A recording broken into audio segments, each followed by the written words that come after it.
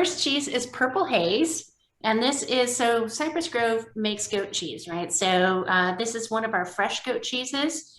That's the guy. And it is fresh goat cheese, which is the simplest of things. Our goat cheese, we've been making cheese not as long as you guys have been making beer, but since 1983 in Arcata, California, way up north in Humboldt County. And this cheese is our fresh goat cheese that also has fennel and fennel pollen and lavender. Fennel pollen is a big deal, and lavender. Those are both things that Mary grows in her garden. Our founder, Mary Keene. So we, she put them together. She's kind of an alchemist when it comes to cheese, and so she put those flavors together, and that is our #1 selling flavored cheese. It's just very different than most flavored goat cheese. It's not, like a cranberry log or something like that. It's very delicate flavors, and you get a nice punch from the fennel pollen, but it is not like a big hit of licorice. So it makes it really nice, and it's mild. It's not too salty. It's not gamey at all. Very mild goat cheese, but you can still taste, like very clean goat's milk. So it doesn't taste like, it tastes like goat's cheese, like it should, but it also has that really nice undertone of lavender and fennel pollen. So why did it get its name Purple Haze? Well, we like to have fun at the creamery, and we actually have a lot of naming contests. And again, we're in Humboldt County in California, which is not necessarily known for cheese, but the cash crop of Humboldt County is more illicit than cheese, let's say. and that's where my wife and I met. Is it? Yes. That's great. So there is an association there to the 60s of Purple Haze, the Jimi Hendrix song, because Mary is a professional, serious hippie, and so that's the official tie-in. And I'm just not going to expand on the rest of that. The only time in my life where I ever made a presentation where anybody took a weed break halfway through my presentation was in Humboldt County. So, guys, let's go to beer. All right. So we're starting off with our pale ale. Same recipe. Ken had 40 plus years ago. It's still all about kind of drinkability. It's at the time when it came out, it was considered to be very hoppy and very bitter. Nowadays, with some of the IPAs that are out, it pales in comparison, no pun intended. But it comes in at 5.6 alcohol. It is bottle conditioned, or in this case, we're using cans. It's can conditioned, so a lot like how champagne is done. There's a secondary fermentation within the can or in the bottle that creates the last little bit of carbonation and some fruitiness that comes during that fermentation. Yeah, and this beer is pioneered the Cascade hop, which is a dual purpose hop, which provides a significant level of bitterness, 36 IBU. But of course, that classic aroma, the grapefruit like aroma. It's funny, I was just talking to Terence recently. I'm reminding him of the very first time I ever came up to the brewery here in Chico, and I said to Ken Grossman, your beers are about as hoppy as I can take them.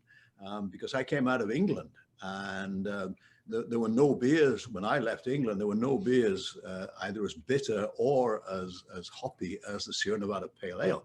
And yet now, over the 20 odd years that I've been in California, I'm looking for more and more hops because they really do grow on you.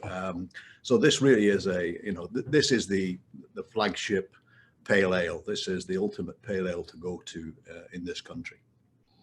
Well, I also understand that you use whole hops, not pellets.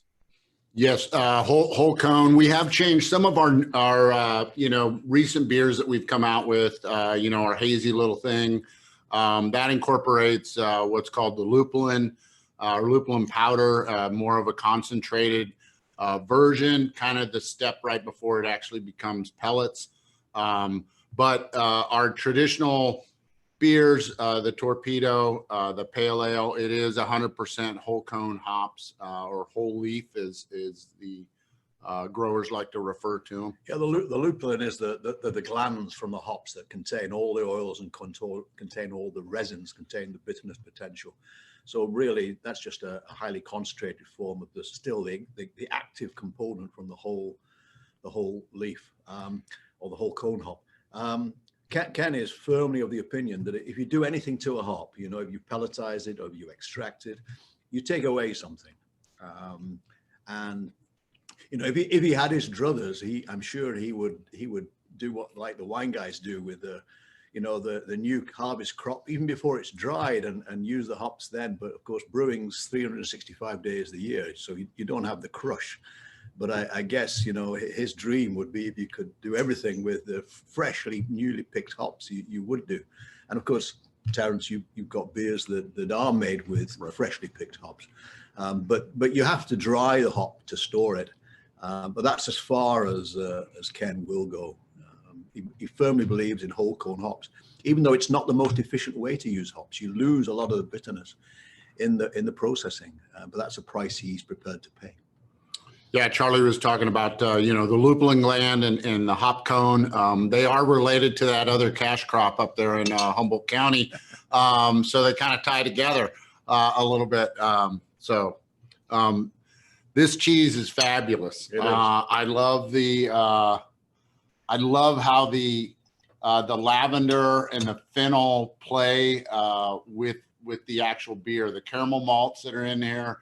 It's got probably about 7% of the malt bill in this is caramel malt, so it's adding a little bit of sweetness to it, and I think that just really kind of plays well with kind of the floral characteristics of the cheese. And it's really what you taste. It's not about, we run into a lot of times where people are I don't know enough about it. You don't have to know about it. You just have to know what you like. And I think that, what you're saying about the maltiness in here, that brings out a little bit more of the sweet, buttery flavor, because this has a lot of tang to it. And I think that a lot of people thinking about a goat cheese in a beer, that the goat cheese would be really super sour, but that's not what happens. Michele?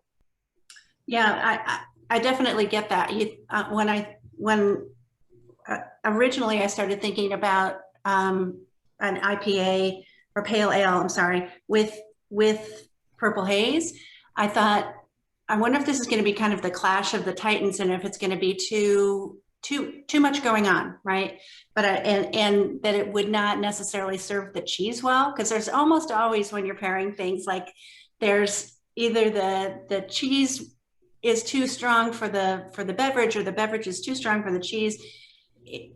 But if you can get that magical match, which I think that this does here, where they both are sort of balanced in flavor, and then you get that sort of combustion engine of the sum of the parts being about more than equal to or extra than the sum of the parts. You guys know what I'm saying. I know. I have not drank all the beer yet. right. I haven't even gotten to halfway through the first one. My wife and I tried these beers and cheeses at the weekend, and we picked this out. This pair was an absolute clear, distinct yes. I mean, a perfect pairing. And I was interested when I saw the notes that the rest of you had made, that everybody was of the same conclusion. Yeah. I mean, it looks like this cheese is in bed with this beer. I mean, it really is a perfect pairing. Yep. Yeah. I think anytime that you get herbs in that that you can merge them in with some hops, there's some symmetry, I guess, in there. But I think the biggest challenge with goat cheese is because that tanginess, that lactic acid that comes out, and it can be formidable. But I think that with the hops, you know, it does take them down a little bit. Somebody that would say, well, you know, I really don't like a lot of hops. Well, when you put these together, the hops do settle.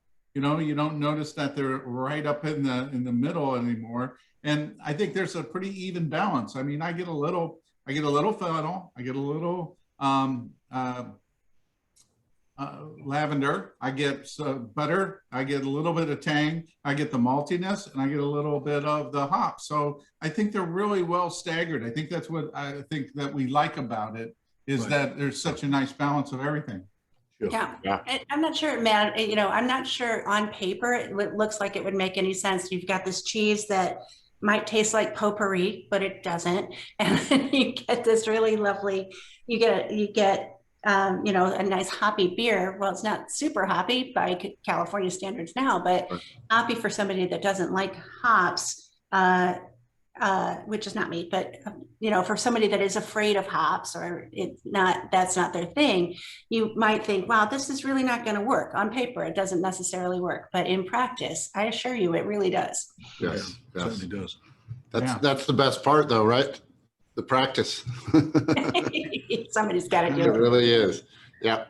Yep. Well, you know, it's a lot of times it's easy to tell people that you like something and why, but I think it's even harder when somebody says they don't like something and then trying to tell you, why don't you like it? Well, I just don't like it. Well, what is it that you don't like about it? And so, you know, when you get into these pairings, it's so nice, because things just kind of fall right into place, and you know, the beer and the cheese just are you know, wonderful together. Great. It's hard to imagine, but you know, there are some beers, none of the ones that are in front of us today. There are some beers I don't like. And yet I know full well that if I'm sipping on them and I'm accompanying some type of food, including a cheese with those beers, it really does make me those beers more appealing to me. For example, I don't like really the beers that are made with smoked malts, you know, they taste with a strong sort of smoky bacon type flavor. And yet there are some dishes, including certain cheeses, that really, they make that beer acceptable to me. Whereas I don't like it when I'm drinking it on its own, you know, so. Yeah, smoked porters and a bandage wrapped cheddar is pretty amazing. Yeah. Oh, I have a chore to do at the end of the day, I guess, huh? All right. One of the things I like about this, just to add one more note, is the finish that you get at the end of this, right? You get a really lovely, you're still able to taste the cheese. The effervescence of the beer doesn't take it entirely away. So at the really lovely long finish of both the beer and the cheese, which is also unusual and really, really nice in this case. That's what I get anyway. Yeah. I'm not a beer aficionado like you guys. I just like beer. Right. I don't know very much about it. So you have to, you know, treat me like the person that doesn't know much about beer. And it'll be, Well, as long as you like it, that's all that really matters. That's the main criteria.